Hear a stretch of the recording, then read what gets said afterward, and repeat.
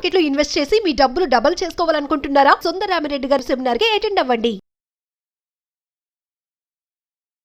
నమస్తే రమగారు. నమస్తే జయ. రమగారు, ఏదైనా కొత్త సిరీస్ స్టార్ట్ చేద్దామా? చిన్న సిరీస్ చేద్దాం. పెద్ద పెద్దవి చేసినా బోర్ కొడుతుందేమో అనుకుంటున్నాను జయ. నేను అట్లా ఏముండదు రమగారు. మీరు స్టోరీ అంటూ చెప్పారు అంటే అది పెద్దదైనా చిన్నదైనా, సిరీస్ అయినా కథ అయినా సింగిల్ ఎపిసోడ్ అయినా బాగానే ఉంటుంది. ఇంకా అంతే. సరే చేద్దాం. అయితే 4 ఎపిసోడ్ సిరీస్ చేద్దాం. ఓకే అండి. కొయ్య గుర్రం. బాగుందండి పేరు. కీలు గుర్రం కథ ఒకసారి చెప్పుకున్నా. ఒక రవ దగ్గర పంచకళ్యాణి ఒకటి చెప్పారు. పంచకళ్యాణి అన్ని గుర్రాల స్టోరీ చెప్తున్నారు. అలా అయ్యింది. పంచకళ్యాణి కదా, ఎంత బాగుందో. కానీ అందులో పంచకళ్యాణి వ్యవహారం చాలా తక్కువ. పంచకళ్యాణి కోసం వెళ్ళారు, మిగిలిన కథ చెప్పారు. ఇందులో కొయ్య గుర్రం వ్యవహారం చాలా ఎక్కువ. బాగుంది కథ, బాగుంటుంది. చందమామ కథే. పూర్వం ఒక ఊళ్ళోనట ఒక కమ్మరి ఒక వడ్రంగి ఇద్దరు ఉండేవాళ్ళు. కమ్మరి అంటే ఇనప పనులు చేసేవాళ్ళు. సామాన్లు చేస్తారు, కత్తులు కటార్లు గొడ్డళ్ళు అలాంటివి చేస్తారు కమ్మరి. వడ్రంగి అంటే కార్పెంటర్. సరే, వీళ్ళిద్దరు ఫ్రెండ్స్. కానీ తరచుగా వాదించుకునేవారు. నేను గొప్ప పనివాడిని అంటే నేను గొప్ప పనివాడిని అని.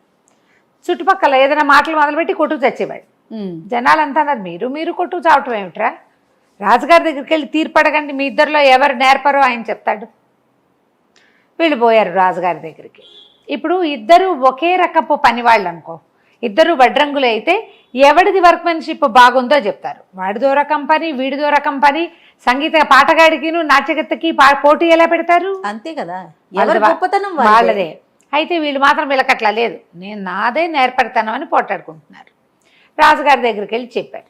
కమ్మరి చెప్పాడు, అసలు మా ఊళ్ళో మా వీధిలో నాలాంటి నేర్పనే లేడని మా వీధి వాళ్ళంతా వేణోళ్ళ పొగుడతారండి.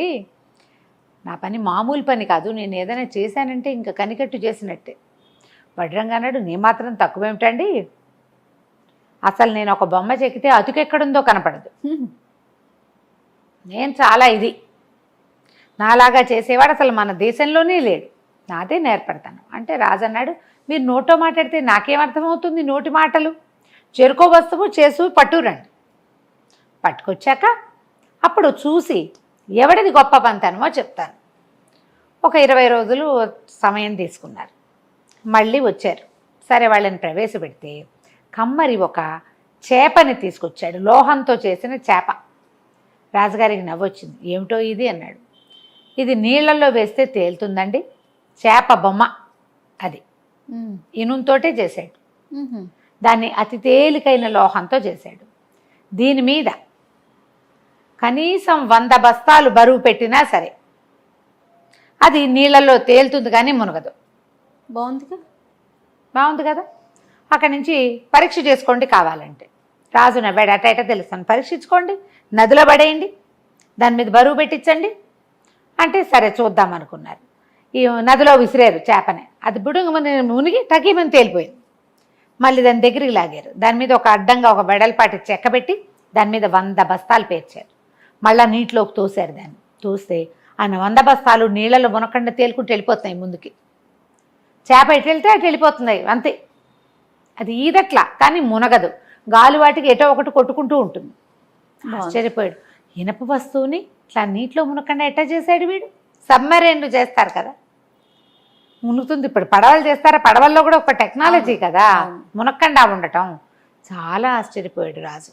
శభాష్ అన్నారు, నీలాంటి వాడివి నువ్వే అన్నారు. అక్కడి నుంచి వడ్రంగి వచ్చాడు. అతను చేసి పట్టుకొచ్చిన బొమ్మను చూసి ఆశ్చర్యపోయారు అందరూ. డాక్టర్ గారు అన్నాడు, డాక్టర్ గారి పేరు వస్తుంది చూడు నాకు, మత ఎక్కడో ఉంది. రాజుగారు అన్నారు, ఇదేమిటి పిల్లలు ఆడుకునే బొమ్మ తెచ్చావు, ఇది పిల్లలు ఆడుకునే కొయ్య గుర్రం అన్నాడు. మామూలుగా పిల్లలు గుర్రం మీద కూర్చుని ఇట్లా ఊగుతారు, ఊగే గుర్రం ఉంటుందా, అలాంటి గుర్రం చక్కగా అలంకరించబడి ఉంది. చెక్క గుర్రం, అదే దాన్ని కొయ్య గుర్రం అంటారు. ఈ కథ పేరు కొయ్య గుర్రమే. అవును. రాజుగారు అన్నాడు, మా అబ్బాయి అయితే బ్రహ్మాండంగా ఆడుకుంటాడు దీని మీద అంటే. కాదు మహాప్రభు, ఇది గాల్లో ఎగురుతుంది చూడండి అన్నాడు. దానికి జీను అవన్నీ చక్కగా అందంగా అలంకారం చేశాడు. కుడివైపు మెడ పక్కన ఈ మొహం మీద నుంచి మెడ మీదకి ఇట్లా వస్తుంది కదా, అక్కడ వరుసగా మీటలు ఉన్నాయి. ఏదైనా తిప్పితే, ఒకటి మొదటి తిప్పితే గాల్లో ఎగురుతుంది. మీటలు తిప్పే కొందికి స్పీడ్ పెరుగుతుంది, ఎత్తు ఎక్కువ వెళ్తుంది. గాల్లో పైకి వెళ్తుంది, ఆకాశం వైపుకి స్పీడ్ పెరుగుతుంది. అనేసరికల్లా ఎవరు టెస్ట్ చేస్తారు, ఏమిటో ఇది ఎక్కడా వినలేదు, నువ్వు భలేవాడిపోయి అని రాజుగారు మాట్లాడుతుండగా, రాజుగారికి 5 6 కొడుకులు ఉన్నారు. అందరూ ఆఖరి వాడు 19 20 ఏళ్ల వాడు వచ్చాడు. గుర్రం చూడగానే హర్రే భలే బాగుంది నాన్న అన్నాడు. అనేసరికల్లా ఎగురుతుంది బాబు అని చెప్పాడు వడ్రంగి. కుర్రాడు నేను ఎగిరి చూస్తా అంటాడు. నా తండ్రి అంటాడు అది ఎగురుతుందో లేదోరా, కాదు కూడదన్నా. ఈ కుర్రాడు సరదాకి చటుక్కుని ఎక్కి దాని మీద కూర్చున్నాడు.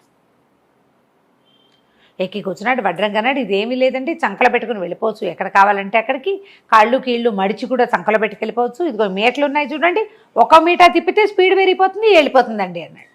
అనగానే కుర్రాడి దాని మీద కూర్చున్నాడా, తిప్పేశాడు మీటలు. 2 3 మీటలు తిప్పేసరికల్లా రైమని అది పైకి వెళ్ళిపోయింది. రాజుగారు చూస్తూనే ఉన్నాడు, కుర్రాడు ఎగిరిపోయాడు. జనాలంతా హాహాకారాలు చేశారు. ఏం పర్వాలేదండి, మీటలు వెనక్కి తిప్పడం తెలిసింది అబ్బాయి గారికి, వెనక్కి తిప్పితే తగ్గిపోతుందని చెప్తేనే వస్తాడులేండి అన్నాడు. అంతే కదా. ఈ కుర్రాడు పైకి ఎగురుతుంటే వాడు చక్క చద్దన్నం తినేసి సిద్ధంగా ఉన్నాడు. వాడికి ఆకలి రోకలి ఏం వేయలేదు, ఎగిరిపోతుంటే ఇక భయం వేయలేదు వాడికి. నువ్వు పడిపోతావని తండ్రి చెప్పినా ఈ వడ్రంగి ఏమన్నాడు, అసలు దీని మించి పడే ప్రసక్తే లేదు, సుఖంగా ఉంది సీటు, అది పక్కకి వరగదు, ఎలా వెళ్తుందో అటాగే వెళ్తుంది. అలాగే పైకి వెళ్తుంటే కిందకు చూస్తే ప్రపంచం చిన్నదైపోయి స్పీడ్కి ఆ గాలికి ఆ మబ్బుల్లో తేలుతుంటే కుర్రాళ్ళకి ఉత్సాహంగా ఉండదు. వీడు అత్యుత్సాహంతో అన్ని మీటలు తిప్పేసి ఎక్కడికో వెళ్ళిపోయాడు. అంతే ఇక వాడు అటు ఇటు చూడలేదు. బాగా కొన్ని గంటలు గడిచిపోయాక ఆకలేయటం మొదలుపెట్టింది. సరే ఎగిరాం, ఎక్కడో చోట దింపుకుని ఆకలి తీర్చుకుంటే సరిపోతుంది. అక్కడి నుంచి 1 మీటర్ వెనక్కి తిప్పేశాడు. స్విచ్లు మీట అంటే వెనక్కి వేసేసాడు. స్విచ్లు టకా నొక్కేసరికల్లా అది మెల్లిగా స్లో అయ్యింది. తర్వాత దిగడం మొదలుపెట్టింది. చివరికి ఓ ఊళ్ళో దిగింది. సరే వీడేం చేశాడు, దాన్ని ఇట్లా కాళ్ళు కొంచెం దగ్గరగా మడవచ్చు, వాడు చెప్పాడు కదా మడిచి చంకలో పెట్టుకోవచ్చు అని. ఈ గుర్రం బొమ్మని చంకలో పెట్టుకుని ఆ ఊళ్ళో తిండికి ఏదైనా వెతకడానికి బయలుదేరాడు. వెళ్తే కాస్త ముందుకెళ్ళేసరికల్లా ఒక గుంపు సమూహం నుంచునున్నారు. అందరూ ఇట్లా ఆకాశంలోకి చూస్తున్నారు. వీడు కూడా పైకి చూశాడు, అక్కడ ఏం కనపడలేదు. మొదటిగా ఆకాశం ఏం చూస్తున్నారండి అన్నాడు. రాజుగారు వెళ్ళారన్నాడు కింద ఉన్నవాడు.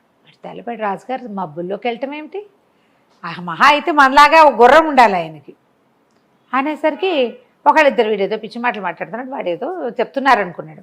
3 4 అడిగాడు. రాజుగారు ఇప్పుడే వెళ్ళారు, దిగొస్తారేమోనని చూస్తున్నారు. మబ్బుల్లోకి ఎట్టపోతాడయ్యా రాజుగారు అని అడిగితే ఎవడో ఒకడు ఆ పక్కనే ఉన్న ఒక బన్నుల కొట్లోకి వెళ్తూ, వీళ్ళు కూడా ఏ ఊరు అబ్బాయి ఏమిటి మంచి బట్టలు అవి బాగా వేసుకున్నవే, ఏవు మీ నాన్న ఏం చేస్తాడు ఇలా అడుగుతూ రా టీ తాగుతూ కానీ వీడిని వెంబడి పెట్టు తీసుకుపోయాడు. తీసుకెళ్ళి ఏం చెప్పాడంటే ఆ ఊరు రాజుగారికి మహాద్భుత సౌందర్యవతైన ఒక కూతురు పుట్టింది. పిల్ల ఎంత బాగుందో అనేవాళ్ళు అందరూ. అట్టా బాగుంది అంటే ఆయనకి నచ్చేది కాదు. మా పిల్లకి దిష్టి తగిలితే వీళ్ళంతా చూస్తున్నారనిపించేది. ఎవరైనా తన కూతురు కేసు చూస్తే నచ్చదు. కొన్ని టిపికల్ క్యారెక్టర్లు ఉంటాయి. అందుకని పిల్లని ఎవ్వరికంటా పడకుండా ఎక్కడైనా దాచాలనుకున్నాడు. అందుకని మబ్బుల్లో మేడగట్టించి మేడలో పెట్టాడన్నాడు. వీడన్న కుర్రాడికి ఆశ్చర్యం వేసింది, మన రాజుగారి అబ్బాయికి. మబ్బుల్లో మేడలు ఎట్ట కడతారండి అన్నాడు. అబ్బే మామూలు మేడ కాదు నాయన, అది మంత్రాల మేడ. సిద్ధుడు ఒక ఆయన రాజుగారి మనసును తెలుసుకుని ఆయనకి సహాయం చేశాడు. మబ్బుల్లో బ్రహ్మాండమైన మేడ కట్టారు. రాకుమారి అక్కడ ఉంటుంది, తండ్రి వెళ్ళి చూసుకొచ్చుకుంటూ ఉంటాడు. పిల్ల ఒక్కతే ఉంటుంది, దాని అవసరాలన్నీ తండ్రి అన్నీ మోసుకెళ్ళిపోతాడు. రోజు వెళ్ళొస్తాడు, పిల్లతోటి స్పెండ్ చేసి వస్తాడు. ఆ అమ్మాయి అక్కడి నుంచి కిందకు చూస్తూ ఉంటుంది. రాజుగారు వెళ్ళేటప్పుడు చూస్తారు, వచ్చేటప్పుడు చూస్తారు. సిద్ధుడు ఇచ్చిన అంజనం సహాయంతో ఈయన రోజు పైకి వెళ్ళి పైకెదకు వచ్చేస్తుంటాడు. అనేసరికల్లా వీడికి ముందు తిండాసక్తి పోయింది. మబ్బుల్లో మేడ, అందులో ఒక అందమైన పిల్ల, అదేమిటో చూడాలి. పైగా ఆయన ఏం రాసుకుని ఇప్పుడు తనంటే గుర్రం ఎక్కొచ్చాడు, ఈయన ఎట్లా వెళ్తాడు? వాళ్ళ రహస్యం వాళ్ళ దగ్గర ఉంటే మనకుంది కదా రహస్యం. సరే ఏం చేశాడు, తన ఒంటి మీద ఉన్న ఒక వస్తువుల్లో ఒక బంగారపు వస్తువు అక్కడెక్కడో ఊళ్ళో అమ్మేసి డబ్బులు జేబులో పెట్టుకున్నాడు. ఓ పూటకోళ్ళమ్మ ఇంటి దగ్గర చేరాడు. ఏం చేశాడు, చక్క సాయంకాలం సుష్టుగా భోజనం చేసి చీకటి పడి జనం అంతా మాట మణిగిన తర్వాత ఏం చేశాడు, చక్కగా గుర్రం ఎక్కి రయ్యమని పైకి వెళ్ళాడు. పైకి వెళ్ళి ఇక ఈ రాజ్యం చుట్టుపక్కల ఉన్న మబ్బులన్నీ మెల్లిగా చూడడం మొదలుపెట్టాడు. మబ్బుల్లో నిజంగానే సౌధం కనపడింది. దగ్గరికి వెళ్ళేసరికల్లా ఈ మనిషి వస్తున్న సద్దు చూసి రాజకుమారి ఏమనుకుంది, నాన్న చీకటి పడి వస్తున్నాడు అనుకుంది. తలుపు తీసి చూస్తే నాన్న లేడు. అక్కడ ఒక కొయ్య గుర్రం, దాని మీద టీవీగా నుంచున్న ఓ 19-20 ఏళ్ల కుర్రాడు. ఆ పిల్ల ఈ మధ్యకాలంలో మగపిల్లల్ని చూడలేదు, ఇన్నాళ్ళలో అయింది, కింద నుంచి వచ్చేసింది కదా. కొంచెం సిగ్గుపడింది, ఎవరు నువ్వు ఏమిటి అని కనుక్కుంది. లోపలికి రమ్మంది. గుర్రంతో సహా లోపలికి వెళ్ళాడు. ఆ పిల్లకు 16-17 ఏళ్ళు ఉంటాయి, వీడికో 19-20 ఏళ్ళున్నాయి. ఇద్దరు కబుర్లు చెప్పుకోవటం మొదలుపెట్టారు. దానికి తిండి తిప్పలు అన్నీ ఉన్నాయి కదా, పైన ఏదో ద్రాక్ష రసం పోసి ఇచ్చింది. అక్కడి నుంచి ఆ వీడికి మనసు ఇచ్చేసింది. ఆ రాత్రి అక్కడే ఉండిపోయాడు వాడు. తెల్లవారి రాజుగారు వచ్చే సమయానికి దిగెళ్ళిపోయాడు. ఆ గుర్రం ఎగురుతుంది. పనిమాల ప్రతి వాళ్ళు ఆకాశంలోకి ఏం చూస్తారు, ఏ చెట్ల వైపుకో వెళ్ళిపోతే కనపడ్డు, పెద్దగా చూడలేదు ఎవరు. రాజుగారు కొంచెం వెలుగుండాక వచ్చి 10 గంటలకో 9 గంటలకు వచ్చాడు. ఆయనకి ఇట్లా సౌధం లోపలికి వస్తుంటేనే ఏదో వాసన వచ్చింది, సెంటు వాసన. కుర్రాడు రాకుమారుడు కదా, వీడికి ఏదో చిన్న అత్తర్లవి రాసుకునే అలవాటు ఉంది. ఎవరో వచ్చారు. అక్కడి నుంచి ఈయన మెల్లిగా ఇల్లు సామాన్లు అన్నీ చూస్తే సోఫాల మీద కూర్చున్న గుర్తులు, మంచం మీద 2 మనుషులు పడుకున్నట్టుగా గుర్తు కనపడింది. ఆయన అప్పుడప్పుడు ఒక పని మనిషిని తీసుకొచ్చి శుభ్రం చేయించేవాడు తనతో పాటు తీసుకొచ్చి. ఎవ్వరూ రాలా, నిన్నెవరు రాలా, మొన్నెవరు రాలా, ఇవాళ నేను వచ్చేసరికి ఎవరో ఒకడు మనిషి వచ్చిన ఇది ఉంది. ఎవరు వచ్చి వెళ్తున్నారో తెలియలేదు. ఆయన కూతురు మొహంలో వింత కాంతి కనపడేదానికి, దానికి మంచి నిన్న సాయంత్రం అంతా ఎవరితోటో సరదాగా స్పెండ్ చేస్తే పిల్లలు ఉత్సాహంగా ఉండరు మర్నాటి పొద్దుటికి. ఈ పిల్ల మొహంలో కనపడిన ఉత్సాహం చూస్తే ఆయనకి ఎవరో మగపిల్లవాడే వచ్చాడని అనుమానం వచ్చేసి ఏదో ముభావంగా మాట్లాడి కిందకు వచ్చేసాడు. వచ్చి తన సైన్యం వీళ్ళందరికీ చెప్పాడు, ఎవరో వచ్చి వెళ్తున్నారు, ఎవరికైనా మాయమంత్రం తెలిసిన వాడు ఎవడో అయ్యి ఉండాలి, ఎట్లా పట్టుకోవాలి. ఆ రోజు నుంచి ప్రయత్నం చేయటం మొదలుపెట్టారు. మనవాడు రోజు చీకటి పడి వెళ్తాడు, తెల్లవారేసరికి వచ్చేస్తాడు. ఆయనకు తెలుస్తోంది రోజు వస్తున్నాడు అని. ఏమీ చేయలేకపోయాడు. దీనికి ఏదైనా ఒక ప్లాన్ ఆలోచించమని మంత్రికి చెప్పాడు. తర్వాత ఏమైందండి? రాజుగారు మంత్రి చెప్పాడు, మన వాళ్ళు యోధులు 4 ఉన్నారు కదా, వీళ్ళు 4 కాపలా పెట్టి రండి అన్నాడు. ఎక్కడక్కడ పైన కోణం పైన ఆకాశంలో మబ్బుల్లో. సరే, బ్రహ్మాండమైన యోధులు 4 ఉంటే ఆ 4 తీసుకెళ్లి కాపలా పెడితే రాత్రి అబ్బాయి వెళ్ళాడు వచ్చాడు, వాళ్ళు నిద్రపోయారు. వాళ్ళకి రాత్రి నిద్ర అలవాటు. 12 అయ్యాక వాళ్ళు పడుకున్నారు. అప్పుడెవరు వస్తారని 12 గంటలకు రాకుమారుడు వెళ్ళాడు. పిల్ల తెల్లవారేదాకా అతనితో స్పెండ్ చేసి నాన్న వచ్చేసరికి ఇంకా నిద్ర మంచం మీదే ఉంది. అబ్బాయి తెల్లవారంగానే వెళ్ళిపోయాడు. దాంతో ఈయన కొళ్ళు మండిపోయింది. ఏం చేయాలో తెలియలా. యోధులు నిద్రపోతే పూట పూట ఆ యోధులను తీసుకెళ్ళి రాకుమార్తె దగ్గర పెట్టేటువంటి మళ్ళీ లేనిపోని కొత్త తంట. దాంతో మంత్రి అన్నాడు, ఓ పని చేద్దాము, మెత్తటి రంగు పొడి చేయిద్దాం, అది మొత్తం అంతా చల్లిరండి, ఆ రంగు ఎవడి బట్టలు కట్టుకుంటుందో చూద్దాం, ఊళ్ళో పరీక్ష చేద్దామన్నారు. సరే, ఏం చేశారు, మర్నాడు మళ్ళీ వెళ్ళినప్పుడు ఆయన ఒక పౌడర్ డబ్బా లాంటి దాంట్లో రంగు పోసిచ్చారు. అన్ని చోట్ల ఆ రంగు చల్లేశాడు. సోఫాల దగ్గర అక్కడ ఎక్కడో చోట బట్టలకి రంగు అంటుకునేలాగా వేసేసాడు. రాకుమారుడు ఆ రోజు రాత్రి వెళ్ళాడు. కానీ వాడు అబ్జర్వ్ చేశాడు. అబ్జర్వ్ చేసి గుర్రం ఎక్కాక చూసుకున్నాడు. తెల్లవారుతూ ఉండగా దిగుతున్నాడు.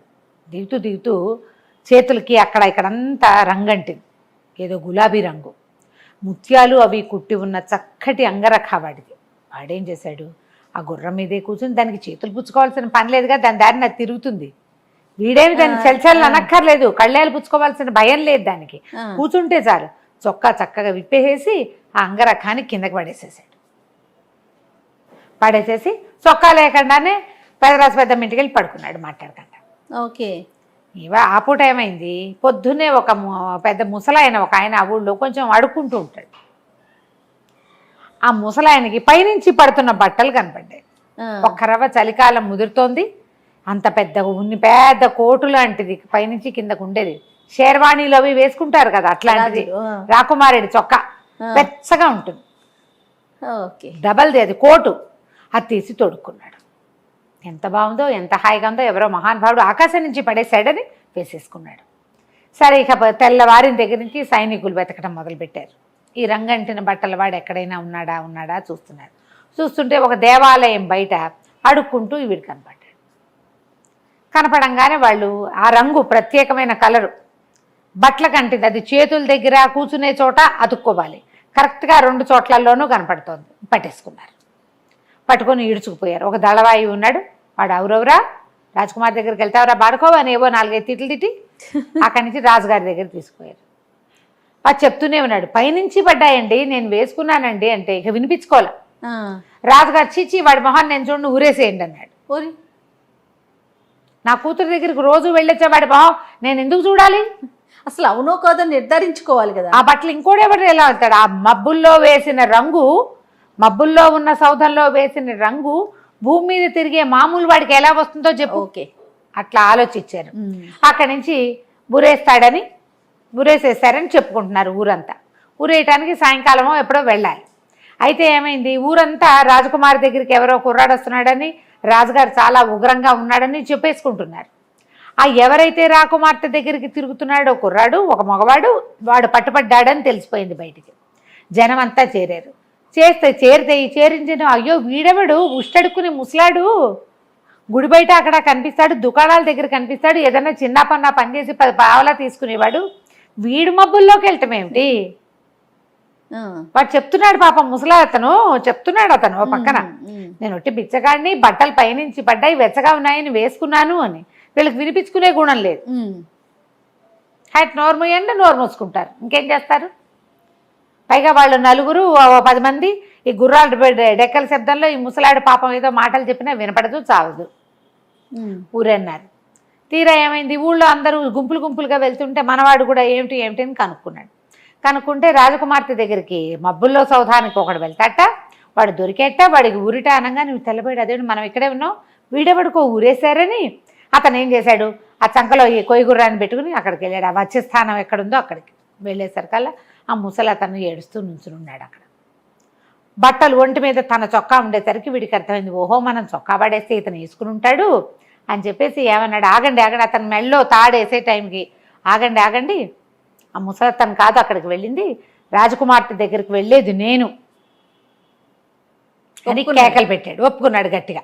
పాపం వృధాగా ఒక ముసలతను చనిపోతున్నాడు కదా, పెద్దవాడు, తండ్రి వయసు వాడు. కేకలు పెట్టేసరికల్లా ఆగారు. ఒక దళవాయి పరిగెత్తుకుంటూ రాజుగారి దగ్గరికి వెళ్ళి, వాడు ఎవడో కుర్రాడండి, వాడేమో తను వెళ్ళానంటున్నాడంటే పట్టుకొని రా వాడిని అన్నాడు. మరి ఈ ఆజ్ఞలు రావాలా? ఈ ఆజ్ఞలు వచ్చే లోపల మనవాడు గుర్రాన్ని సరిగ్గా చేసుకుని మీటలు చెప్పేసి గుర్రం ఎక్కి ఎగిరిపోయాడు. చూస్తుండగానే గుర్రం ఎగిరిపోయింది. చూశారు అందరూ. చూసేసి అవురవరా వీడు ఎగిరిపోయాడు, మా ఊళ్ళో సౌధాన్లోకి మీరు వెళ్ళండి, పదండి అన్నారు. ఇవేమీ పక్కన ఉండవు కదా, ఈ వజ్రస్థానాలు అక్కడెక్కడ ఉంటాయి, రాజుగారి ఇల్లు ఇంకెక్కడో ఉంటుంది, ఈ గుంపంతా పోవాలి, ఈ రాజుగారు బయటికి రావాలి, బోల్డ్ ప్రోటోకాలు. ఈ వ్యవహారం అంతా ముగిసేసరికి మనవాడు సౌధానికి వెళ్ళిపోయాడు పైకి. అది ఎగిరిపోతుంది క్షణాల్లో. అదే కదా, ఎగిరి పరిగెత్తుకుంటూ పైకి వెళ్ళిపోయి ఆ అమ్మాయికి ఏమన్నాడంటే, రాకుమారి మీ వాళ్ళకి తెలిసిపోయింది, నేనని చెప్పేసి వచ్చా, ఇక్కడ ఉండటం సేఫ్ కాదు, మీ నాన్నకి నిన్ను ఎవరైనా చూడడం కూడా ఇష్టం ఉండదు, అందుకే ఇక్కడ పెట్టాడు, మనుషుల్ని చూడనివ్వకుండా, నాతో పెళ్ళికి ఏం చేయడు, వచ్చే మన ఇద్దరం పెళ్లి చేసుకుందాం మా ఇంటికి వెళ్ళి అంటే, ఆ అమ్మాయి వచ్చేస్తానండి. అమ్మాయి ఎలా వెళ్ళిపోయిందండి అని అడక్కు నువ్వు, ప్రేమల్లో ఇలాగే వెళ్ళిపోతారు. తర్వాత ఆలోచిస్తారు జయ. ఈ ముందు ఆలోచించకుండా తర్వాత ఆలోచించే కథలు పూర్వకాలం నుంచి ఉన్నాయి. కాదనేందుకు ఇంకేం లేదు, అంతే. శాశ్వతంగా కలిసి ఉండాల్సింది వీడితో. నాన్న గంగలో దూకనే మనకెందుకు, ఎక్కేసింది గుర్రం. ఇద్దరు కలిసి గుర్రం ఎక్కి రయ్యమని వచ్చేసారు. వాళ్ళు ఊరికి వచ్చేసారు, వెళ్ళిపోయారు, బయలుదేరారు. అంతే. బయలుదేరిన తర్వాత ఏమైంది, కొంత దూరం వెళ్ళాక రాకుమార్తె గుర్తొచ్చింది, అయ్యయ్యో నేను మర్చిపోయాను, తల్లి లేదు. మా అమ్మ నా చిన్నప్పుడు ఎప్పుడు చెప్పేది, 2 పెద్ద ఆభరణాలు చేయించింది అత్తవారికి, నేను ఇవ్వాల్సిన కానుకలు అవి, నా వివాహం తర్వాత మా అత్తగారి కోటి మామగారి కోటి ఆ ఆభరణాలు ఇవ్వాలని చెప్పింది, నా మబ్బుల సౌధంలో ఉండిపోయినాయి, అవి తీసుకొస్తానంది. అంటే కుర్రాడన్నాడు, రాజకుమారి అబ్బాయి మనకేం తక్కువమ్మా, నగలకి గిగలకి అక్కడ ఏం తక్కువ లేదు, నీకు ఏ ఆభరణం కావాలంటే ఆభరణం నేను చేయిస్తాగా అనేసరికి ఈ పిల్ల ఏడ్చింది. అయ్యో మా అమ్మ సెంటిమెంటు, ఆవిడ ఎంతో ఫీల్ అయింది, అయినా నేను అత్తారింటికి వెళ్తూ ఒట్టి చేతులతో వెళ్ళటం ఏంటి, రాజుగారి కూతుర్ని, రాజుగారికి ఒక కంఠాభరణం, రాణిగారికి ఒక నడు ఆభరణం ఇవ్వాలి, అవి నేను మనం వెళ్ళి తీసుకొద్దాం పదవా. సరే అబ్బాయి ఏమన్నాడు, నేను ఇక్కడే ఉంటాను, నువ్వు వెళ్ళరా, ఇదిగో గుర్రం. ఓరే, తను వెళ్ళకూడదు, వెళ్ళకుండా ఏమన్నాడు, నాకు ఎలాగో ఆకలిస్తుంది, ఇక్కడ ఏమైనా పళ్ళు కాయలు ఉన్నాయేమో చూస్తాయి. ఎంత 5 నిమిషాల్లో వెళ్ళి 5 నిమిషాల్లో వచ్చేస్తాం. ఓకే. ఈ లోపల నీళ్లు పళ్ళు అవి వెతుకుతాయి ఇక్కడ, నువ్వు వెళ్ళిరా అన్నాడు. అనేసరికల్లా అమ్మడు చక్కగా మీట్లు అన్నీ తిప్పుకుని స్పీడ్ పెంచుకుని వెళ్ళింది. తెలుసు దానికి దాన్ని ఎట్లా వాడాలో, రాకుమార్తెకి తెలుసు పాపం, రోజు చూస్తోంది కదా. చక్కగా రయ్యమని మబ్బుల సౌధంలోకి వెళ్ళింది. కింద ఏం జరిగింది, కుర్రాడు మబ్బుల సౌధంలోకి వెళ్ళాడు. మీరు వెళ్ళండి అని చెప్పారు కదా రాజుగారికి, ఈయన కూడా వెళ్ళాడు. ఈయన వెళ్ళేసరికల్లా ఈయన వెళ్ళి ఇల్లంతా వెతికి పిల్ల లేదని, మాయమైపోయిందని ఆయన అర్థం చేసుకునేసరికి తలుపు తీసుకుని లోపలికి వచ్చింది గుర్రంతో సహా. రాగానే కూతుర్ని పట్టేసుకున్నాడు ఆయన. ఎవరెవరా నువ్వు ఇట్లాంటి పని చేస్తావా, పద ఇంటికి వెళ్ళిపోదామని ఆ అమ్మాయి చేతులు పుచ్చుకుని ఈడ్చుకుని తీసుకుపోయాడు కిందకి. గుర్రం అక్కడే ఉండిపోయింది. అయ్యో. ఇంకా మబ్బుల్లో సౌధం ఎందుకు, ఈ సౌధాన్ని దించేయండి అంటే ఆ సిద్ధుడు ఇచ్చిన అంజనం ఏదో విద్యహేసి సౌధాన్ని కిందకి దించేశారు. గుర్రము ఆ సౌధంతో పాటే వీళ్ళ దగ్గరే ఉండిపోయింది. అమ్మాయిని కిందకి లాక్కొచ్చేసరికి ఇన్ని రోజుల నుంచి ఆయనకి ఆ పిల్ల 12వ ఏట నుంచి పెళ్లి సంబంధాలు వస్తున్నాయి. 17వ ఏడు వచ్చింది. ఎప్పుడు పెళ్లి గురించి ఆలోచించాల. అయితే ఈయనకి కొద్దిగా దూరంలో ఉన్న ఒక సామ్రాజ్యానికి రాజకుమారుడు ఈ పిల్ల సౌందర్యవతి అని విని తమ ఊరు నుంచి ఒక రాయసగాడిని పంపించి దీన్ని మన ఉద్యానవనంలో అక్కడ తిరిగేటప్పుడు చూసి బొమ్మ గీయించుకున్నాడు. ఒక్కొక్కరికి ఒక్కో తెలివితే ఆ బొమ్మతో ప్రేమలో పడి ఆ పిల్లని పెళ్లి చేసుకుంటానని వీళ్ళకి కబురు చేశాడు. రాజుగారు ఒప్పుకోలే. ఆయనకి తన కూతుర్ని ఎవరైనా చూసారంటే ఓర్చుకోలేడు ఆయన. పిల్లని ఇవ్వనన్నాడు. కానీ ఇప్పుడు ఏమనిపించింది, ఇప్పుడు పెళ్లి చేసేయాలి, లేకపోతే వాడు ఎవడో మళ్ళీ వచ్చాడంటే అప్పుడేం చేస్తాం, కొంప మునిగిపోతుంది. అందుకని ఏం చేశాడు, ఈ మంత్రి సామంతులు తర్వాత ఈ సైన్యాధిపతులు దళవాయిలు అందరి సలహాతోటి మనకేం తక్కువ అండి, వాళ్ళ అబ్బాయికి ఇచ్చేద్దాం, వాళ్ళు అడిగారు కదా, రాజకుమారిని కొన్నాళ్ళు మన దగ్గర ఉంచుకుని మన రాజ్యం రేపొద్దున వాళ్ళకే ఇస్తాం, కొన్నాళ్ళు ఇక్కడ ఉంచుకుంటాం, కొన్నాళ్ళు అక్కడికి వెళ్తుంది, వద్దనుకుంటే అసలు అబ్బాయిని ఇక్కడే ఉంచుకుందాం అని చెప్పి ఒప్పించారు. వెంటనే ఆ రాజ్యానికి ఉత్తరం రాశారు. ఉత్తరం రాసి మా పిల్లకి పెళ్లి చేద్దాం అనుకుంటాం, మీకు ఏమైనా అభ్యంతరాలు ఉన్నాయా, మీకు ఆసక్తి ఉందా, మీ ఉద్దేశం ఏమిటి.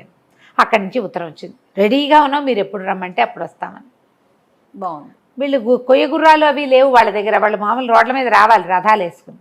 సరే ఈ యువరాణిని కదలనివ్వాలి. ఈ యువరాణికి ఆ అబ్బాయి ఎక్కడున్నాడో తెలియదు. ఎట్లా తెలుస్తుంది, ఆకాశ మార్గంలో తోటలో దిగారు వాళ్ళు. ఏ తోటో ఏంటో ఏమీ తెలియదు. ఆ కుర్రాన్ని గుర్తుపట్టగలిగేవాడు ఎవ్వడూ లేడు. ఈ అమ్మాయికి దారి తెన్ను తెలీదు. ఏడుచుకుంటూ కూర్చున్నది, ఏం చేయాలో తెలియక. ఆభరణాల పిచ్చితోటి వెనక్కి వచ్చాను. అబ్బాయి ఏమో అక్కడ ఉండిపోయాడు. అక్కడ ఉన్నవాడు ఎప్పటికీ రాకుమార్తె రాల.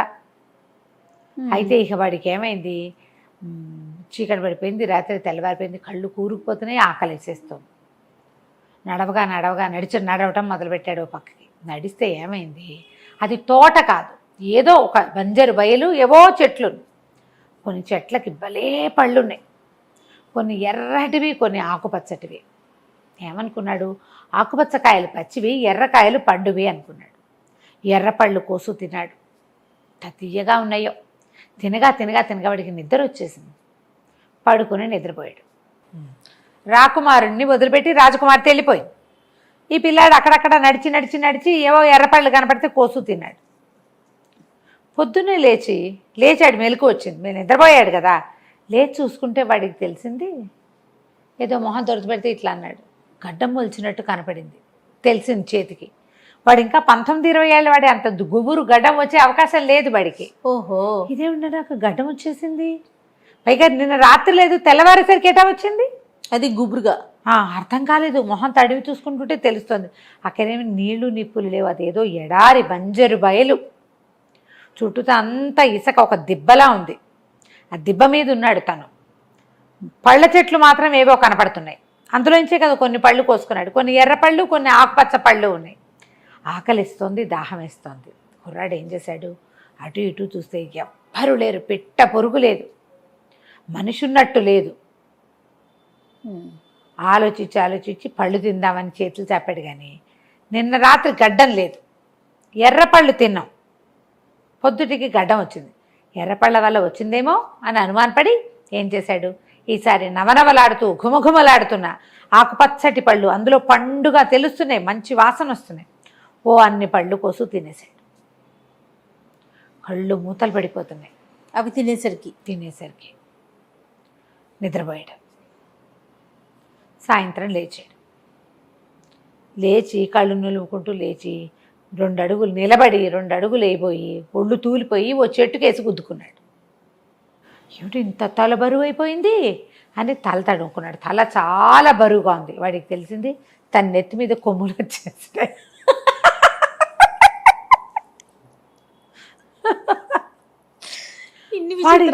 వీడి తలపోయాడు ఇదేమిటి అని పొంగి చూసుకుంటుంటే వాడికి తెలిసింది తనకు గడ్డం పొద్దున గడ్డం ఉందా, ఇప్పుడు అది 3 పొడుగుంది, తెల్లగా ఉంది.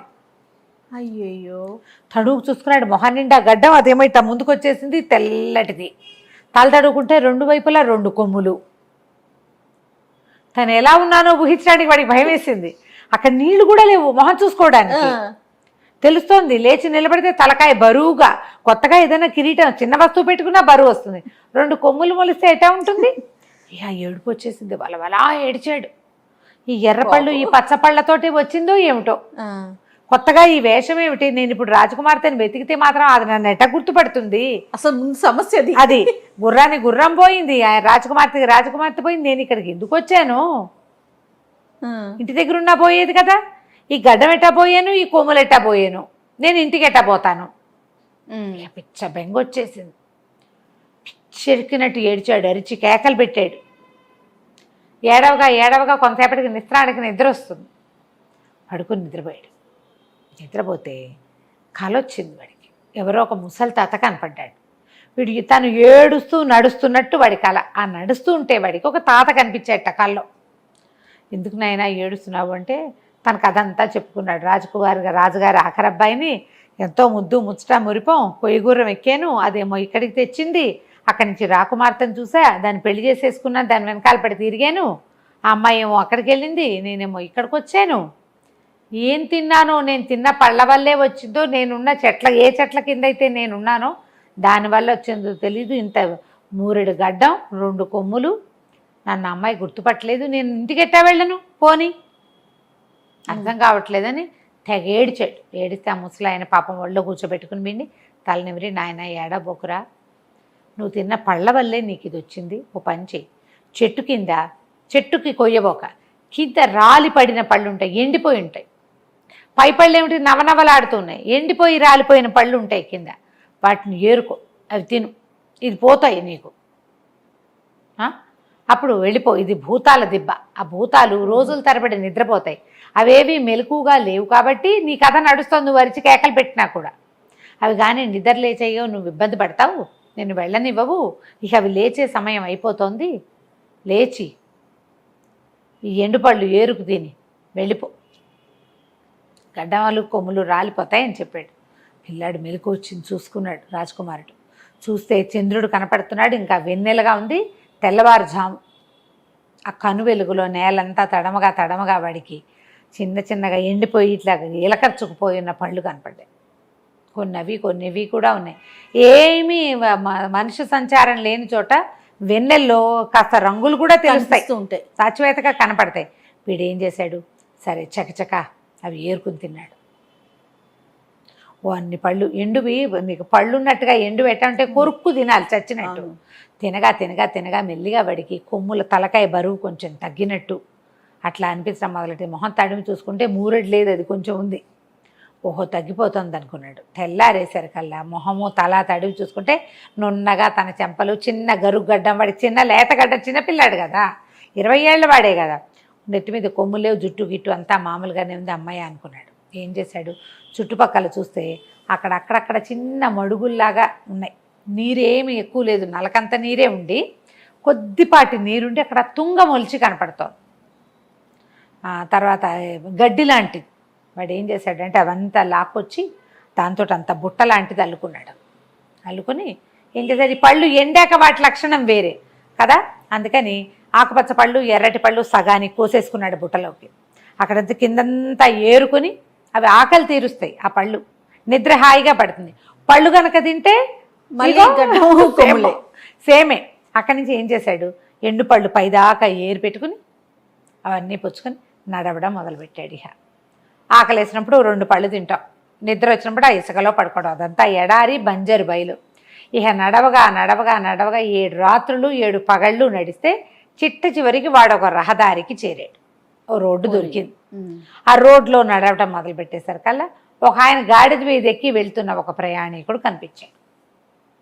ఆయన్ని అడిగాడు, బాబు ఇదే ఊరు, ఎక్కడ ఏ దారి ఏంటంటే, ఇటు నుంచి తూర్పుకి వెళ్తే ఒక నగరం, ఆ నగరం పేరు వీడి నా సొంత నగరం, నాన్న కోయగుర్రం మొదటి కథ ఎక్కడ మొదలైందో అక్కడ, అటు వెళ్తుంది. పడమటికి వెళ్తే రాజకుమార్తె, ఏ రాజకుమార్తెను తను ప్రేమించాడో అక్కడికి వెళ్తుంది.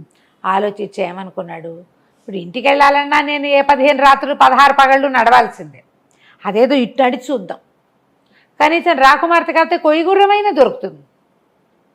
రెండింటిని పోగొట్టుకుని ఇల్లు చేరటం ఏమిటి, నేను రాజకుమార్తె లేకపోతే పోనీ ఒకవేళ దొరికితే అది కూడా సాధిద్దాం, గుర్రాన్ని వదిలిపెట్టకూడదు అని అనిపించి అక్కడి నుంచి ఈ పళ్ళు నోటో వేసుకుంటూ అప్పుడో ముక్క ఇటు నడవడం మొదలుపెట్టాడు.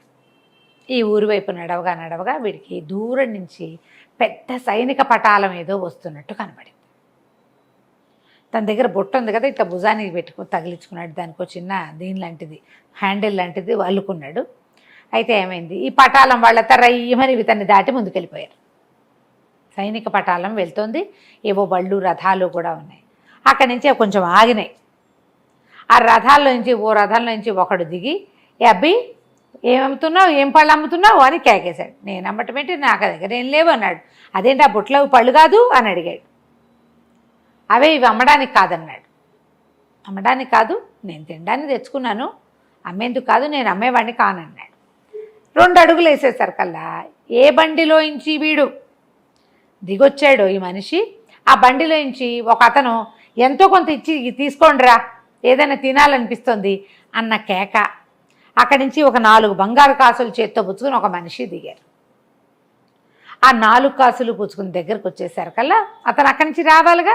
ఈ కుర్రాడితోటి మొదట వచ్చిన వాడు ఎవరు, ఏమిటి, ఏ ఊరు అని కనుక్కుని, మా రాజకుమారుడు ఈ దేశపు రాజకుమార్తెని వివాహం చేసుకోవడానికి వస్తున్నాడు, వాళ్ళ నాన్నగారు ఉత్తరం రాశారు, ఎప్పటి నుంచో ప్రేమిస్తున్నాడు, వివాహం చేసుకోవడానికి మేము తరలివెళ్తున్నాం, ఆహార పదార్థాల్లో పొరపాటున పళ్ళ బుట్టలు మర్చిపోయాం, అబ్బాయికి అన్నం తిన్నాక పళ్ళు తింటాం అలవాటు, బుట్టలు ఎవరైనా కనపడితే ఈత పళ్ళు ఖర్జూర పళ్ళు కనపడతాయి ఎడారుల్లో, అందుకని పళ్ళ బుట్ట కోసం చూస్తున్నాం, రాకుమారుడు కదా పళ్ళు లేవని తిట్టిపోస్తున్నాడు అనేసరికి వీడికి అనిపించింది, అమ్మా నేను ప్రేమించిన అమ్మాయిని పెళ్లి చేసుకోవడానికి వస్తున్నాడు, వీడి సంగతి చూడాలని ఏం చేశాడు, 4 ఎర్రపళ్ళు 4 ఆకుపచ్చ పళ్ళు ఇచ్చేసాడు. పచ్చివి నిగనిగలాడేవి పళ్ళు, ఎండ్లు కాదు, ఎండువు కాదనమాట. ఆ 4 కాయిన్స్ తీసుకున్నాడు. డబ్బులు వద్దని అనకుండా అవి దట్టీలో పెట్టుకున్నాడు. డబ్బులు వాడికి ప్రయాణానికి అవసరపడతాయి, డబ్బులు లేవు కదా అబ్బాయి దగ్గర. తన దారిని తను నడవటం మొదలుపెట్టాడు. అక్కడి నుంచి ఈ పటాలం వాళ్ళు రాజకుమారుడు, అప్పప్ప ఏం పళ్ళు రా భలేగా ఉన్నాయని. ఇప్పుడు రాజకుమారుడి కోసం 4 అవి 4 ఇవి కొంటే మిగిలిన వాళ్ళు ఎందుకు నోట్లో వేసుకుంటారు, నోరు గట్టిగా మూసుకుని అబ్బాయికి ఇస్తారు కదా, మన బొట్టి వాళ్ళు అనుకో పంచుకుని తింటాం, రాకుమారుడి దగ్గర పంచుకునే అవకాశం వీళ్ళకి ఏముంది. తినేశాడు. తినేసి పండ్లో పడుకుని నిద్రపోయాడు. మనవాడు మెల్లిగా నడుస్తున్నాడు, వాళ్ళ బళ్ళు వెళ్ళిపోయింది. సరే రాకుమారుడు నిద్ర లేచాడు. నిద్ర లేచిన తర్వాత పెద్ద పెద్ద కేకలు పెట్టాడు. కేకలు పెట్టేసరికల్లా ఏమిటి, ఎందుకో పిలుస్తున్నాడు, ఏదో అయిపోయిందని చెప్పి బళ్ళాపి జనాలు పరిగెత్తారు. తలుపు తీశారు. ఆ బండికి ఇట్లా లోపల ఇట్లా గూడు బండి, ఆ బయట నుంచి తలుపు తీసేసరికల్లా ఆ బండిలో ఏదో ఒక వింత మృగం కూర్చుంది. 2 కొమ్ములు, బారెడు గడ్డం. మన రాకుమారుడేమో 19-20 ఏళ్ళ వాడు, వాడు ఒక 25-30 ఏళ్ళ వాడు. వాడికి అసలు గడ్డమే లేదు కాబట్టి మనవాడికి కొంచెం స్లోగా పెరిగింది. వాడు ఆల్రెడీ మీసగడ్డాలు మొలిచిన వాడు, పెద్దవాడు కదా, వాడికి కొంచెం నవనవలాడే గడ్డం ఉంది, అది కాస్త మిలమిలలాడే గడ్డం కింద ఇంత బారెడు పెరిగిపోయింది. 2 కొమ్ములు. అరిచి కేకలు పెడుతున్నాడు. జనం నిర్ఘాంతపోయారు, ఏమిటి ఏమైపోయింది అని. ఒరే నేనేరా మీ మొహాలు మండా, ఈ నెత్తి బరువేమిట్రా, నా నెత్తి మీద ఏదో అయిపోయింది, అద్దం పట్టరండి అన్నాడు. అద్దం పట్టుకొస్తే ఇంకేముంది, కేవని కేకేసి స్పృహ తప్పిపడిపోయాడు. ఇంకేముంది, ఏం చేయాలో తెలియలే, ఏం జరిగి ఇది అయ్యిందో అని ఆలోచించి, రాకుమారుడు మన ఫుడ్ కాకుండా తిన్నది ఏమిటి అని జనరల్గా ఆలోచిస్తాంగా. ఇది సరే ఆగారు. అక్కడ ఆగితే దూరంగా పళ్ళ కుర్రాడు నడిచొస్తూ కనపడ్డాడు. మన హీరో రాకుమారుడు. వీడు పరిగెత్తుకుంటూ పోయి వాడిని పట్టుకున్నారు. ఏరా అబ్బాయి ఏం పళ్ళు ఇచ్చావు మా రాకుమారుడికి, ఇటు అయిపోయాడంటే, ఏం పళ్ళు ఏమిటండి, నేను రోజు తింటున్నవే, వారం నుంచి నడుస్తున్నాడు నగరానికి వెళ్ళటానికి, నేను తెచ్చుకున్న పళ్ళే కాదుటండి ఇచ్చాను అన్నాడు. వాడికి తెలుసు ఇప్పుడు ఏం జరుగుతుందో, తనకు జరిగింది కదా. ఏమైందండి అన్నాడు. ఏమైందేమిటి, మా రాజకుమారుడికి 3 తెల్లగడ్డం పెరిగింది, 2 కొమ్ములు వచ్చినాయి, అరిచేతి చంపేస్తున్నాడు, పెళ్ళి ఓ పక్కన, ఏం చెయ్యాలిరా అన్నాడు. అనేసరికల్లా ఈ అబ్బాయి అన్నాడు, అలా ఎలా అవుతుందండి, నేను రోజు తింటున్నాను, మీ రాజకుమారుడు కానీ తినేసి నిద్రపోయాడా అన్నాడు. అనగానే మధ్యాహ్న భోజనం చేశాడు, పళ్ళు ఫలహారం పుచ్చుకున్నాడు, పడుకున్నాడు. లబలబలాడిపోతూ అప్పుడు రాజకుమారుడు చెప్పాడు, అయ్యో పడుకోకూడదండి, ఈ రోడ్ల మీద ఈ ఊళ్ళల్లో అసలు తిన్నాక పడుకోకూడదు, పడుకుంటే ఇలాగే అయిపోతుంది, దానికి ఏదో ప్రతిక్రియ చేయాలి, ఏం చేయాలో నాకు తెలీదు, నాకెవరో చెప్పారు, నేను మీకు చెప్తున్నా. అక్కడి నుంచి వీళ్ళు ఏమనుకున్నారు, వెనక్కి వెళ్ళిపోవాలి, పడుకోవటం వల్లే, పళ్ళు తిని పడుకోవటం వల్లే ఇటు అయింది, వీడు ఇలా తెగ తిట్టుకున్నాడు, వీడు పని తిన్నట్టు తిన్నాడు, దుర్మార్గుడు పీడించేస్తున్నాడు ప్రయాణం అంతా, తెగ తిని ఇప్పుడు తెచ్చుకున్నాడు మీదకి, ఇప్పుడు ఏం చేయాలి, అక్కడికి వెళ్తే రాకుమార్తె వీడిని పెళ్లి చేసుకుంటుంది కొమ్ములతో, కొమ్ములు 3 తెల్లగడ్డంతో, వాళ్ళకి ఎట్లా చూపిస్తాం, మనం ఒక ఫోటో పంపించాం మా వాడి వీడియో అని, హీరో కాస్త పోయి ఇట అయ్యాడు, ఏం చెయ్యాలి ఆలోచిస్తే వెనక్కి వెళ్ళిపోదామన్నారు. పెళ్ళొద్దు వెళ్ళిపోదామంటే ఆయన లబోదిబోమని పొట్టాడాడు రాజకుమారుడు, వాళ్ళ రాకుమారుడు. 10 ఏళ్ళ నుంచి ప్రేమిస్తున్నాను నేను, ఆ అమ్మాయినే పెళ్లి చేసుకోవాలనుకున్నా, పెళ్లి మానుకోవటానికి కుదరదు, నేను ఎలా ఉన్నా సరే ఆ అమ్మాయి నాకు కావాల్సిందే, ఏదైనా ప్రతిక్రియ కుదిరితే ఇది తగ్గిపోతుంది, మనం రాకుమార్తెను ఎందుకు మిస్ అవ్వాలంటే ఈ దళపతులు వాళ్ళు ఉంటారు కదా, వాళ్ళు ఏమన్నారు, దానిదేముంది, మనం ఓ పని చేద్దాం, మనం వచ్చిన గుంపులో ఎవరో ఒక అందగాడిని రాకుమారుడని చూపిద్దాం, ఏముంది పెళ్ళి ఓం పెళ్ళి చేసేసి పిల్లని మనం తీసుకెళ్ళిపోతే ఊరేలేక రాకుమారుడికి అప్పచెప్పేద్దాం, మనమందరం రాకుమారుడికి నమ్మిన బంట్లం కదా అనుకున్నారు. సరే అక్కడి నుంచి ఏం చేశారు, మనలో అందగాడెవడు అని వెతకడం మొదలుపెడితే అందరూ ముదురు మొహాలు, పెద్దవాళ్ళు, కండలు తీరి ఉన్నవాళ్ళు, నైసుగా నాజుగ్గా నేవళంగా ఉన్నవాడు ఒక్కడు లేడు. తీరా చూస్తే వాళ్ళకి ఏమనిపించింది, ఈ పళ్ళ బుట్ట పుచ్చుకున్నవాడు భలే అందంగా ఉన్నాడు, చిన్నపిల్లాడు పైగా. అరే నువ్వు మాతో రారా, ఎంచక్క పెళ్లి చేస్తాం, నీకు డబ్బులు ఇస్తాం, నీ దారి నువ్వో, కావాలంటే 4 గుర్రాలు ఇస్తాం అని చెప్పి డబ్బుల మూటలు అవి ఇస్తా ఉన్నారు. మనవాడికి అదే కావాలి. సరే వాడిని ఏం చేశారు, రాజకుమారుడి బండిలోకి వాడిని ఎక్కించి ఓ ముసుగేసి వాళ్ళ సొంత రాజకుమారిని ఓ గుర్రం ఎక్కించారు. ఎవరైనా ఈ విచిత్ర వేషంతో చూస్తే జనాలు అడుగుతారు కదా, వాడికి ఒక ముసుగు తగిలిచ్చారు కనపడకుండా. అక్కడి నుంచి ఈ జనాలు వేసుకుని పోయి ఆ రాకుమార్తె తాలూకు ఊరు వెళ్ళిపోయారు. అక్కడ బ్రహ్మాండంగా జోరుగా పెళ్లి ఏర్పాట్లు అయిపోతున్నాయి. రాజకుమార్తె కంటికి మింటికి ఏకధారగా ఏడుస్తుంది, కానీ ఏం చేస్తారు, ఎవరు ఏం చేయలేరు. వాళ్ళకి వీళ్ళకి చెప్పింది వాడిని ఎక్కడో దింపానని, ఆ దింపింది ఎక్కడో తెలియదు. ఈ రాజు ఏం చేశాడు, ఎదురొచ్చి పెళ్లి కుమారుడిని చూశాడు. ఎంత బాగున్నాడు కుర్రాడు, అంత చక్కటి వాడికి ఇచ్చి పిల్లకి పెళ్లి చేస్తున్నందుకు సంతోషంగా ఉంది ఆయనకి. వాళ్ళు బోళ్ళని బళ్ళు గిళ్ళు బోళ్ళంత బంగారము ఆ పిల్లకి ఇవ్వడానికి కట్నం అన్నీ తెచ్చారు. వాళ్ళకి డబ్బులు ఉన్నాయి, పిల్లాడు బాగున్నాడు. కానీ ఈయనకి చాలా భయంగా ఉంది. కూతుర్ని గురించి తెలిసిన అప్రతిష్ట ఊరంతా తెలిసిపోయింది. రోజుల తరబడి ఎవరో కుర్రవాడు ఒకడు, అంతకుముందు ముసలాడు అనుకున్నారు, వాడేమో లాస్ట్ మినిట్లో కుర్రాడు చకచకమని ఉన్నవాడు ఒకడు, రోజు అమ్మాయితో స్పెండ్ చేశాడనే సంగతి ఊరంతా తెలుసు. ఇప్పుడు పొరపాటున వీళ్ళలో ఎవరికైనా తెలిసిపోతే ఆయనకి భయంగా ఉంది. పిల్లేమో ఓ పక్కన తెగేడుస్తుంది, అదేమో నవ్వుతుళ్ళు లేదు. అబ్బాయి రాడు, అబ్బాయి దొరకడానికి దాని ఏడుపు. ఇప్పుడు అప్రతిష్ట తెలిసిపోతే మనకి పరువు పోదు, ఏం చేయాలో తెలియటాలి. అయితే మంత్రి గారు ఏమన్నాడంటే, అంత కంగారు ఎందుకండి, వాళ్ళు ఉన్న 5 days ఉంటారు, మొత్తం పెళ్లి ఏర్పాట్లు 5 రోజులు, విందుల్లో ముంచి తేల్చేద్దాం వాళ్ళని, బ్యాచ్లుగా విందులు చేయించేద్దాం. మొత్తం బిజీగానే ఉంటారు వాళ్ళు, ఖాళీగా ఉండి చుట్టుపక్కల ఊరంతా తిరిగి వీళ్ళు ఏం చేస్తారు, ఒక ఊరు వచ్చామనుకో, మనం పెళ్లిళ్ళలో స్పెండ్ చేసినా మనం మధ్యాహ్నం కలిసి అక్కడెక్కడికైనా వెళ్ళి ఆ ఊరు ఈ ఊరు చూసి వస్తాం. ఊర్లో మంచి ప్లేసులు అవును అందరూ చేస్తారు. వీళ్ళకి పొద్దున మధ్యాహ్నం సాయంత్రం రాత్రి పార్టీలు ఉంటే ఎక్కడికి వెళ్తారు, తాగేసి పడుకుంటారు సగం మంది. వాళ్ళలో పెద్దగా ఆడాళ్ళు లేరు, అందరూ మగవాళ్లే ఉన్నారు. ఆడవాళ్ళు ఉంటే ఓసమా కబుర్లు వస్తాయి, మగవాళ్లే వచ్చారు కదా, వాళ్ళ పద్ధతో ఏమో అది. కాబట్టి ఏమనుకున్నారు, వీళ్ళకంతా విందు వినోదాల్లో తేలుద్దామని విపరీతంగా విందులు చేశారు. ఈ వచ్చిన వాళ్ళంతా వాళ్ళ సొంత రాజకుమారుణ్ణేమో ఒక గదిలో దాచిపెట్టారు, అతన్ని ఎవ్వరు చూడలేదు. మరేం చేస్తారు, వాడి కొమ్ములు గడ్డంత కష్టం కదా. ఈ కుర్రాన్నే రాజకుమారుడిగా చెలామణి చేస్తూ మొత్తానికి కథ నడిపిస్తున్నారు. 3 రోజులు అయ్యాక 4వ రోజు రాత్రి పెద్ద విందు చేశారు. రాత్రి విందు అయిందంటే తెల్లవారి దాకా 12 గంటల దాకా విందు. వీళ్ళు పడి నిద్రపోయి పొద్దున ఎండెక్కాక లేస్తారు. స్నానశాలకి వెళ్ళి వీటికి వెళ్ళి అనేసరికి మళ్ళీ సాయంత్రం విందు వచ్చేస్తుంది. 3 రోజులు అట్లా అయింది. 4వ రోజు విందులో రాకుమార్తెను కూడా తెమ్మంటారు అనేసరికల్లా సరే కుర్రాన్ని అమ్మాయిని పక్కన కూర్చోబెట్టారు. వీడికి ముందే ఇన్స్ట్రక్షన్స్ ఉన్నాయి, అమ్మాయి వంక చూడకూడదు, అమ్మాయితో మాట్లాడకూడదు, అవన్నీ ఉన్నాయి. కాకపోతే మొహానికి ఇట్లా పరదా వేస్తారు, పువ్వుల పరదా. ఆవిడకో మేలు ముసుగేశారు, పక్కన కూర్చోబెట్టారు. వీళ్ళు ఏమనుకుంటే వాడు పళ్ళ కుర్రాడు, వాడు ఏం చేస్తాడు అని ఈ పెళ్లి వాళ్ళ ఉద్దేశం. అయితే అమ్మాయి ఏడుస్తుంది, పరదా చాటున మేలు ముసుగు చాటున ఏడుస్తుంది, ఉండి అంటోంది అనమాట. ఏడుపు తెలుస్తుంది. ఈ అబ్బాయి ఏం చేశాడు, ఇదిగో నేను వచ్చాను చూడండి సరికల్లా ఆశ్చర్యపోయింది, ఏంటి ఇది తెలిసిన గొంతు వినపడుతోందని అతను పరదా తీసి తన పువ్వుల పరదా తీసి చూపించాడు మొహం. అమ్మాయి ఆశ్చర్యపోయింది, ఎలా వచ్చావు నువ్వు అని. ఎలాగోలాగా వచ్చాను, నువ్వేం కంగారు పడకు, రాకుమారుడు నిన్ను పెళ్లి చేసుకోడు, మనకే పెళ్ళి అవుతుంది, నువ్వు బెంగ పెట్టుకోదు, నువ్వు ఒక్క పంచి రేపు పెళ్ళైపోతుంది. 5వ రోజు రాత్రి సాయంత్రం పంపేస్తారు, అమ్మాయిని విదాయి చేస్తారు. అప్పగింతలు పెట్టేటప్పుడు నా కొయ్య గుర్రం కావాలని అడుగు మీ నాన్నని. ఆయన ఏమన్నా సరే గుర్రాన్ని మాత్రం వదిలిపెట్టద్దు, ఆ గుర్రం తీసుకో, నువ్వు ఏడవబాక, మన ఇద్దరికీ పెళ్ళవుతుంది, మన ఇద్దరం మా ఇంటికి వెళ్ళిపోతామని చెప్పాడు. చెప్పేసరికల్లా సరే పిల్ల కొంచెం కులాసాగా ఉంది. మర్నాడు బాగుంది. ఇది 4వ రాత్రి విందైందా, 5వ రోజు మధ్యాహ్నం పెళ్ళయింది. వాళ్ళు కూడా ఏమనుకున్నారు, ఈ కుర్రాడు ఏం పెద్దగా తాగుడు తిరుడు, చిన్నపిల్లాడు కూడా కదా, చిన్న కుర్రాడు, లేకపోయేసరికల్లా వీడు మన మాట వింటాడని వాళ్ళు కొంచెం దిలాసాగానే ఉన్నారు, కానీ కట్టుదిట్టంగా ఉంచారు. అటు ఇటు పోనివ్వకుండా, ఎవరితో మాట్లాడనివ్వకుండా. వీడు పళ్ళవాడు అనే విషయం తెలిసిపోతుందేమో, వీడు నిజాన్ని పళ్ళవాడు కాదు, రాకుమారుడు కదా వాడు. అక్కడి నుంచి ఆ పూట గడిచింది.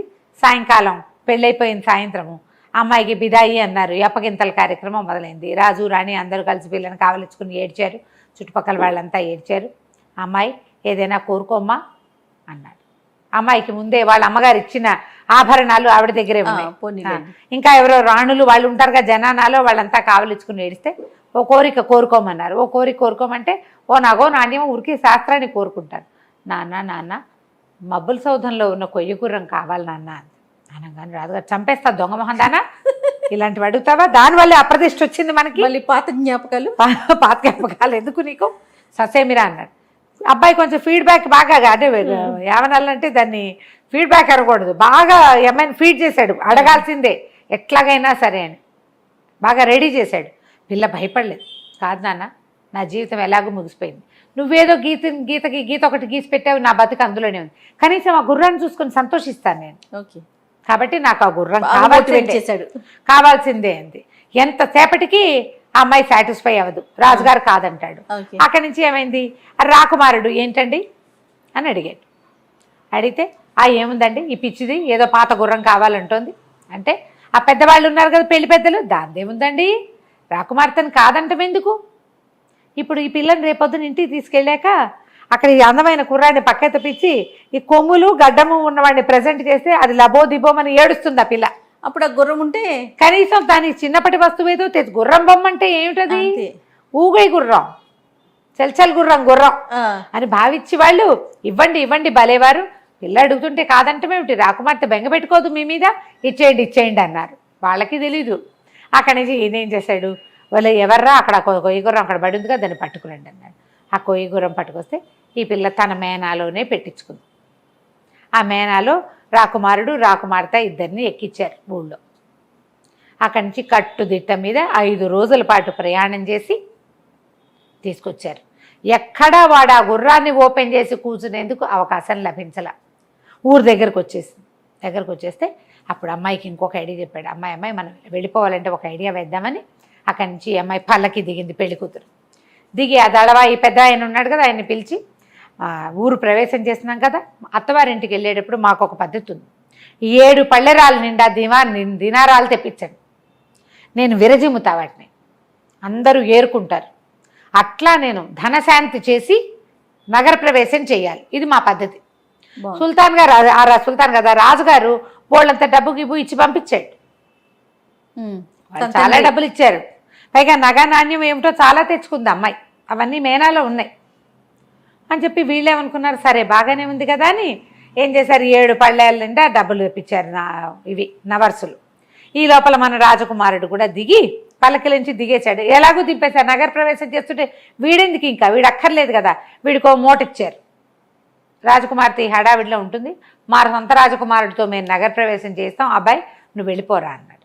వాడు తన మూటతో పాటు రాకుమార్తె ఒక చిన్న మూట తెచ్చుకుంది, తన వస్తువులు, వాళ్ళ అమ్మ ఇచ్చిన ఆభరణాలు 2 మూటలు పుచ్చుకుని కొయ్యగుర్రం సంకలో పెట్టుకుని దిగేశాడు. దిగేసి ఓ పక్కన ఉంచున్నాడు, గుర్రాన్ని రెడీగా పెట్టుకున్నాడు. రెడీగా పెట్టుకుని 2 మూటలు పుచ్చుకుని ఉంచున్నాడు. ఈ రాజకుమార్తె ఏం చేసింది, గుప్పెళ్ళతోటి ఇట్లా దోసెలతో తీసి వెదజల్లేసింది. వెదజల్లం కానీ ఇప్పుడు ఎవరు ఏరుకోవాలి? నగర ప్రవేశం అంటే ఇంకా ఊళ్ళోకి వెళ్ళాల, ఇక్కడ ఉన్న వాళ్ళు ఎవరు, ఉన్న సైనికులే ఏరుకోవాలి. ఈ అమ్మాయికి కాపలాగా ఉన్న వాళ్ళంతా కత్తులు కటార్లు శూలాలు పక్కకు పెట్టి, డబ్బులు కదా, శిరస్థానాలు తీసి పక్కకు పెట్టేసి ఒక్క ఉదుటిన నేల మీద పడి దోశలతోటి ఏరుకోవడానికి తొందరపడ్డారు. ఆ అమ్మాయి మొత్తం విరజిమ్మేసి వచ్చి కొయ్య గుర్రం పక్కన నుంచింది. మన హీరో ఎక్కాడు, ఆ అమ్మాయి వెనకాల కూర్చోగానే మీటలు తిప్పేశాడు, టక టక టక టక స్విచ్లు వేసాడు. అన్ని వెయ్యేటువంటి రైమని గుర్రం ఎగిరిపోయింది పైకి. దానికి అలవాటు, దాని పైన చేసేసింది. ఆ పైకి ఎగిరిపోయేసరికల్లా 1 నిమిషంలో వీళ్ళు చూస్తున్నారు రాజకుమార్తె ఏది లేదు. పైకి చూసేసరికి ఏదో గుయ్యి మోత వినపడింది, గాలిని కోస్తున్న శబ్దం. తీరా చూస్తే పైన ఏదో కనపడుతుంది, బట్టలు కనపడుతున్నాయి. వాళ్ళిద్దరు దగదగలాడే బట్టలు ఉన్నాయి కదా, ఆ 2 బట్టలు ఎగురుతూ కనపడుతున్నాయి. పైకి వెళ్ళిపోయారు. ఇంకేముంది, లబో దిబోమన్నారు. వీళ్ళ రాకుమారుడు అలాగే ఉండిపోయాడు పాపం. అయితే ఇందులో ఒకటి ఉంది కిటుకు. ఆ మేనాలో వాడు పళ్ళ బుట్ట వదిలిపెట్టాడు. ఆ ఎండిపోయిన పళ్ళు చూసేసరికల్లా వాళ్ళకు ఒక ఆలోచన వచ్చి ఆ పళ్ళు తినిపించి రాకుమారిని మెల్లిగా మామూలుగా చేసుకున్నారు. సంతోషం. ఆ పళ్ళు అలాగే ఉన్నాయి ఆ మేనాలో. వీళ్ళు ముట్టుకోవాలి, ఊరెళ్ళాక తెలిసిందనమాట వాళ్ళకి. ఆ పళ్ళు చూసి వీడు ఎలాగో వదిలిపెట్టాడని వాళ్ళు సర్దుకున్నారు. ఈ లోపల ఏమైంది, వీళ్ళిద్దరూ ఎగిరిపోయారు కదా. వాడు ఆకాశ మార్గంలో చూసుకుంటూ మెల్లిమెల్లిగా మీటల కిందకి పైకి నొక్కుతూ తన రాజ్యం తూర్పు వైపుకుంది. ఆ మాత్రం తెలివింది వాడికి. తన రాజ్యానికి వెళ్ళిపోయాడు. వారాలు గడిచిపోయినాయి. ఎన్ని రోజులు అయిపోయినాయి. ఆ మొదటి రోజు రాత్రి తిరిగి రాకపోయేసరికి, అలా రాకుమారుడు రాకపోయేసరికి వడ్రంగిని జైల్లో పెట్టించారు. వాడు ఏదో చేసేసాడు, పిల్లాడు అన్యాయం అయిపోయాడని ఇంటిల్లిపాది ఏడుస్తున్నారు రాజుగారి కుటుంబం అంతా. ఎప్పుడైతే ఈ రాకుమారుడి అందగత్తైన పిల్లతోటి గుర్రంతో సహా దిగాడో మొత్తం కథ అంతా చెప్పాడు. ఇట్లా ఇట్లా చేసాము, ఇది జరిగిందని. కుమారుడు చేసిన వీరోచిత కార్యాలన్నీ విని సంతోషించి సరే ఆ వడ్రంగిని విడుదల చేసి అతనికి కొయ్యగుర్రం మాత్రం వీళ్ళే ఉంచుకున్నారు. కానీ అతనికి చక్కగా బహుమతులు ఇచ్చి, ఆ మొదట శాపం చేశాడు కదా కమ్మరి, అతనికి ఒక వీధి అంతా అతనికి రాసిచ్చి వీధి పెద్దం చేశారు. వీడికి ఒక ఊరు రాసిచ్చి వీడిని ఊరు పెద్దం చేశారు. నీ వల్ల మనకు అంత అందమైన రాకుమార్తె కూడా వచ్చిందని చెప్పి సంతోషించారు. కొయ్యగుర్రం కథ కంచికి మనం ఇంటికి.